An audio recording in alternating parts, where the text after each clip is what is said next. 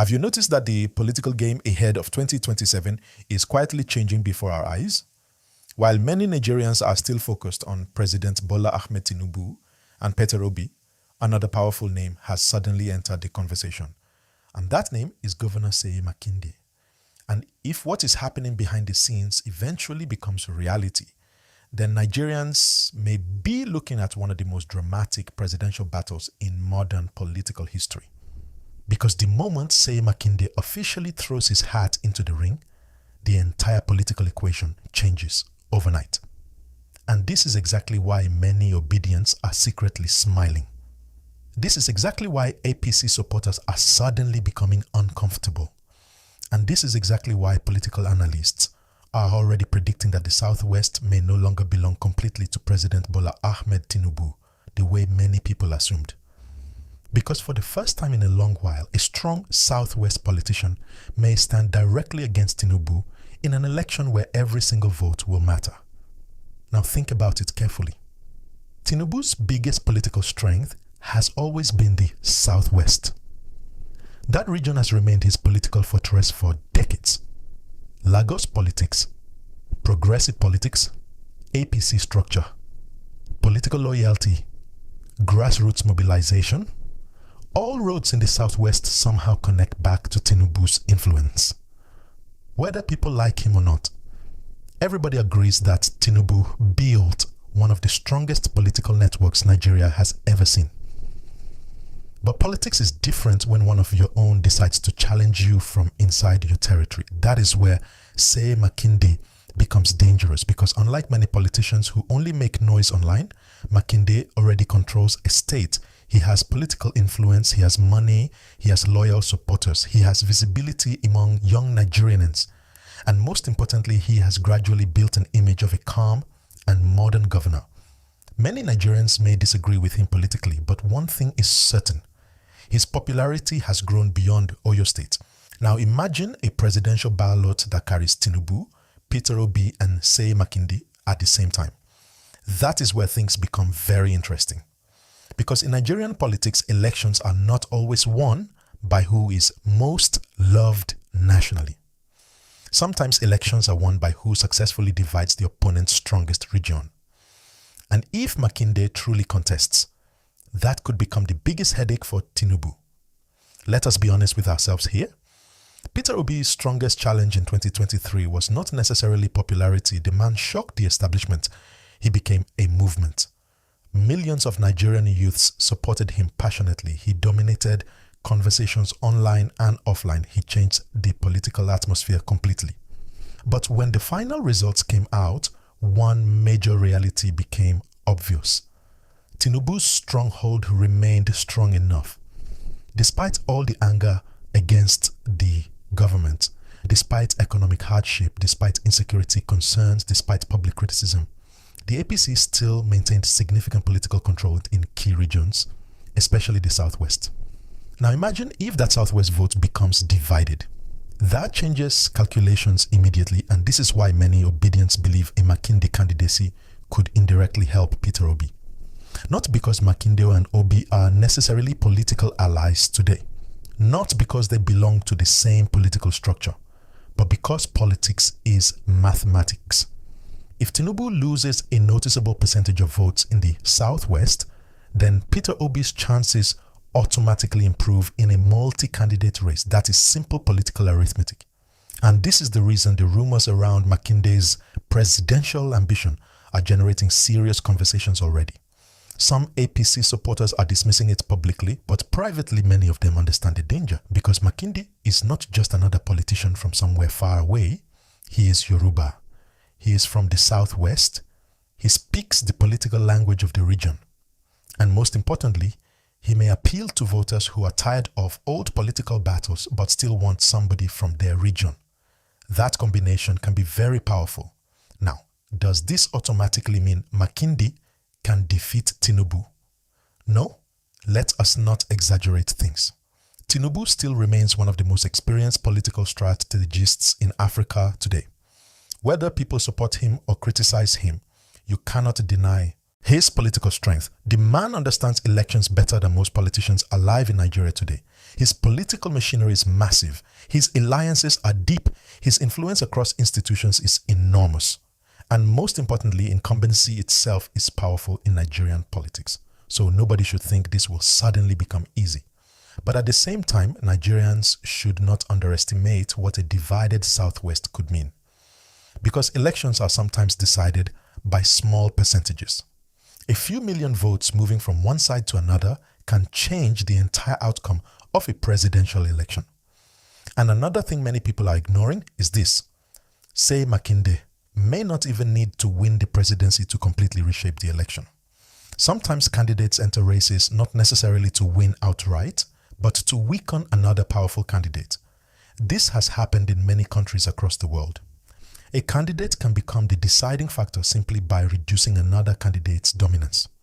And this is why political observers are watching Makinde carefully. Now let us talk about something many Nigerians have started noticing. Seyi Makinde has gradually positioned himself as one of the most visible governors in Nigeria. Unlike some governors who remain quiet in their states, Makinde has consistently appeared in national political discussions. From economic issues to party matters to governance debates, his voice has become louder over the years. That is not accidental. Politicians do not suddenly become nationally visible for no reason. Most times, it is preparation. And Nigerians are beginning to connect the dots. Because when a governor starts expanding his national relevance beyond his state, people naturally begin to suspect bigger ambitions. Now let us also look at this from Peter Obi's perspective. Obedience are some of the most politically active supporters in Nigeria today.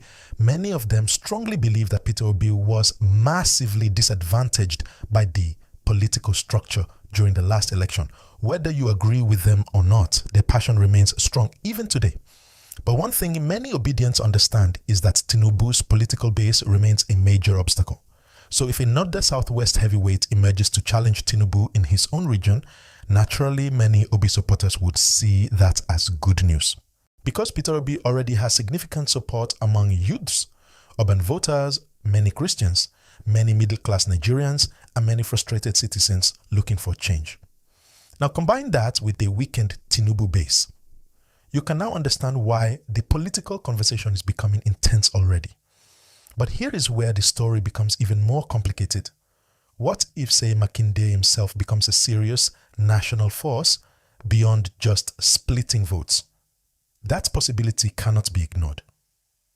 Because Nigerian voters are unpredictable, sometimes the candidate people initially underestimate suddenly gains momentum very fast. Remember, before 2023, many people did not even believe Peter Obi could create the movement he eventually created. But things changed rapidly. Politics can move quickly when public emotions shift. And Makinde may be calculating exactly that. He may be looking at the economic hardship in the country today. He may be looking at dissatisfaction among Nigerians. He may be looking at internal cracks within major parties. And he may be believing that 2027 presents an opportunity. Whether that opportunity becomes a reality is another matter entirely. But one thing is clear. Conversations around 2027 have already started much earlier than many expected. And that tells you something important. Nigerians are restless politically. People are watching every move, every statement, every alliance, every rumor, because the next election may become one of the most competitive in Nigeria's democratic history. Now let us talk about the Yoruba factor honestly. One major reason Tinubu became extremely powerful politically is because many Yoruba voters saw him as their political champion.